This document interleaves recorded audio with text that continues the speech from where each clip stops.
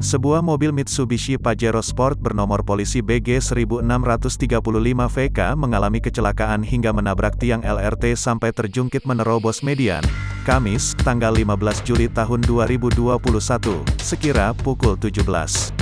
Kasat Lantas Polrestabes Palembang Kompol Endro Ariwibowo mengatakan saat dikonfirmasi pengendara mobil diketahui datang dari arah Pasar Cinde menuju RSRK Caritas Palembang.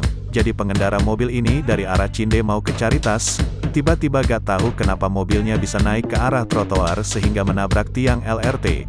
Jelas Endro, Kamis, tanggal 14 Juli tahun 2021. Endro mengatakan sampai saat ini belum bisa mengkonfirmasi pengendara mobil tersebut dikarenakan masih berada di rumah sakit. Sampai saat ini kami belum mintai keterangan karena pengendara mobil tersebut dibawa ke rumah sakit.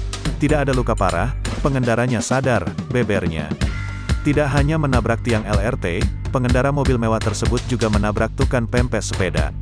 Korbannya tukang pempek sepeda, tukang pempek ini dari arah RSRK Caritas mau ke Pasar Cinde. Tukang pempeknya aman, gak ada yang luka hanya saja sepedanya agak rusak, jelasnya.